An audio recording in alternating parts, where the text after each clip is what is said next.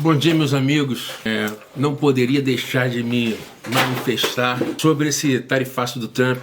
Não exatamente sobre o tarifaço do Trump, porque isso atingiu o mundo todo, mas especialmente pela ação de traidores, de falsos patriotas. Eu que gostei sempre da bandeira brasileira, me ressenti muito quando ela foi sequestrada por aqueles fascistas. Então agora, depois de muito tempo, eu sempre quis colocar a bandeira nacional em algum lugar aqui na minha casa, mas ficava com medo de ser confundido com fascista. Então transformaram a bandeira nacional, cujo hino é um hino lindo: salve lindo pendão da esperança, salve símbolo augusto da paz. A coisa é um hino nitidamente antifascista. E diz mais: contemplando o seu vulto sagrado, compreendemos o nosso dever. Quando eu era criança, a gente tinha que cantar o hino da bandeira no dia 19 de novembro. E eu acho um hino lindo. E tudo isso foi sequestrado. Agora nós verdadeiros brasileiros, tomamos o nosso hino de volta, a nossa bandeira de volta, a nossa camisa da seleção brasileira de volta. É nosso de novo. E digo isso, e não importa se você é de direita ou de esquerda, importa se você é um verdadeiro brasileiro. Esse discurso não tem nada a ver com direita e esquerda. Tem a ver com traição da pátria, com entreguismo, com parlamentares fazendo propaganda de um líder, de um movimento estrangeiro nitidamente prejudicial ao Brasil. Era ex-presidente o Bolsonaro batendo continência para a bandeira americana. Então, se eles são patriotas, que agora coloque a bandeira do Brasil, use a bandeira do Brasil agora. E eu conclamo quem for brasileiro que me siga nessa conduta de colocar a bandeira do Brasil. Agora nós devemos colocar a bandeira do Brasil. Agora é hora de defesa, é hora de mostrar unidade, porque tudo indica que tem mais coisa vindo por aí e o Brasil vai ter que se unir para ultrapassar isso. Nós já vencemos outras coisas, outras barreiras. Não é a primeira vez que o governo americano, para defender interesses próprios, interfere em outras nações, inclusive no Brasil, fomentou o golpe militar que instaurou uma ditadura, fez uma intervenção brutal no Irã, no Iraque, e a lista de países não para, O que o Trump quer é transformar o Brasil, o Canadá, em estados vassalos. Assim como o Vladimir Putin, de quem ele é tão fã, fazia com a Ucrânia, pretende retomar a Ucrânia para fazer isso, fez com a Bielorrússia, em que tem lá um ditador, Lukashenko, que nada mais é do que não dá nem para dizer que é um governador, porque o governador ainda tem algum grau de autonomia, E o Bolsonaro está se colocando aí nessa posição de vassalo, de servo do governo americano. E que lógico, meus amigos, o futuro está em terras raras, está em biodiversidade e terras raras. Depois da China, vocês sabem qual é o país que tem as maiores jazidas de terras raras para fazer bateria, equipamentos eletrônicos, armas de guerra? É o Brasil. Vendem para a gente que o Brasil é um país irrelevante no cenário internacional, que nós somos pequenos, irrelevantes até. Isso é a maior mentira. O Brasil tem um peso enorme, o Brasil é grande. Então nós temos que, como povo, agir como um povo de um país grande, não para oprimir, mas para não sermos oprimidos. Nós precisamos demonstrar união nesse momento. O ataque que o Trump faz contra os ministros do Supremo Tribunal Federal, e não discuto aqui o mérito das decisões, isso é inconcebível. Isso é inconcebível. Ele atacou o Supremo Tribunal Federal, ele atacou a Procuradoria-Geral da República e atacou a Polícia Federal. O diretor-geral da Polícia Federal teve o visto cassado. O Procurador-Geral da República também. Salvo engano, 7 ministros do Supremo Tribunal Federal. Isso é inaceitável. Qualquer pessoa que defenda isso é um traidor. Deveria ser execrado. O mandato deve ser cassado desses deputados traidores, desses parlamentares traidores, como foi delegado Caveira, sargento Farrur, apresentando no Congresso Nacional a bandeira do Trump na Câmara de Deputados. Para mim, a vergonha como policial, os dois são policiais, um é delegado, outro é sargento da PM. É uma vergonha não só para mim, mas para todas as instituições policiais composta por patriotas, né?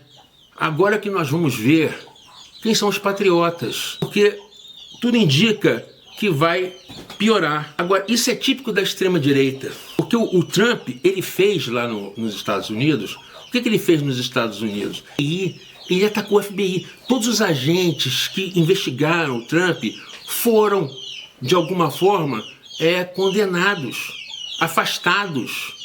Não lembra nada aqui do Brasil, não? No período que teve isso aqui no Brasil, né? Ele mandou prender uma juíza que teve um entendimento diferente sobre a questão imigratória, sobre aquela atrocidade que estão fazendo com os imigrantes nos Estados Unidos. Uma juíza decidiu diferente e foi presa. Então ele perdoou os 1.500 criminosos que invadiram o Capitólio. Então o que ele pretende com essa manobra toda é, na verdade, de alguma forma, pressionando economicamente, sabe-se lá mais como, conseguir o perdão também para os criminosos do Brasil. Mas nós estamos nos mostrando uma democracia muito mais verdadeira que a democracia americana, por incrível que pareça, né? Dizem que só tem de bom no Brasil jabuticaba, o que não é verdade, e a jabuticaba realmente é maravilhosa, mas o que existe, para a gente falar a verdade nua e crua, o que existe entre Trump e Bolsonaro, entre a extrema-direita americana e a extrema-direita brasileira, é uma solidariedade criminosa. É tudo defendendo o criminoso. Por que essa solidariedade? O ato de invasão do Capitólio, que é o Congresso americano, aconteceu no dia 6 de janeiro de 2021.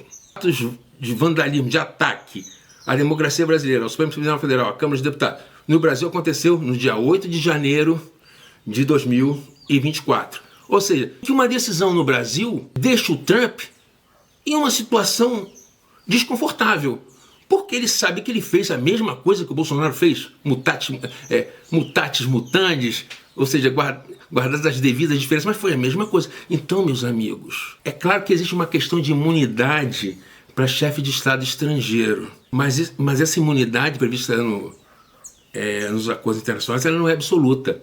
E o Código Penal brasileiro, no artigo 7º, diz que a lei brasileira pode ser aplicada a estrangeiros, especialmente ali no parágrafo 1º, inciso 2º. O Trump, na verdade, ele está agindo como um integrante de uma organização criminosa. Ele está tentando inviabilizar um processo que investiga uma organização criminosa. Ele deveria ser incluído nessa investigação. Eu acho que o Brasil deveria recorrer aos tribunais internacionais por essa conduta do Trump. Porque essa conduta do tarifaço contra o Brasil, ela tem uma coisa que não foi aplicada em nenhum outro país. É o único caso em que ele não usa nem aquela desculpa esfarrapada econômica, mentirosa. Ele diz claramente que é uma questão pessoal dele. É a defesa de um político de preferência dele. Que é aqui, o vassalo dele. Alguém aqui, vocês imaginem, depois disso tudo que ele fez, digamos que por uma ironia, uma desgraça do destino, o sujeito que ele está defendendo se torne presidente. Se antes ele já batia a continência para a bandeira americana, vocês imaginem agora, o Brasil vai virar realmente o quintal dos Estados Unidos, como a integrante da alta cúpula americana já disse. Então, meus amigos, eu vou hastear, essa bandeira que está aqui, eu vou hastear bem lá na frente da minha casa. Com orgulho. É a nossa bandeira.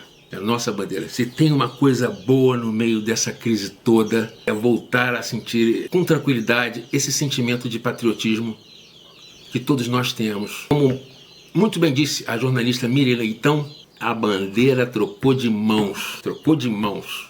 Saiu da mão dos fascistas. Porque a bandeira nacional nunca foi fascista.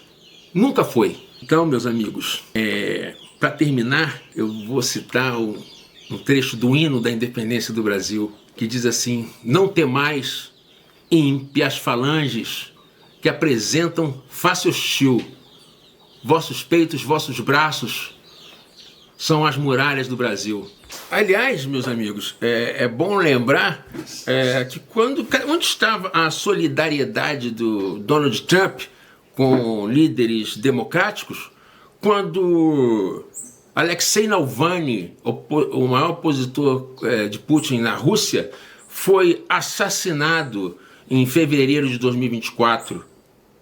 Ou seja, não é todo defensor, e nem isso, né, digamos de passar de Bolsonaro mas por que não defendeu o Alexei Navalny? Por que não protestou quando ele foi assassinado na prisão? Estava preso por crime político, meramente por ser opositor. Ou seja, o Trump é um poodle com Trump, mas quer ser um pastor alemão com o Brasil. E isso nós não podemos admitir.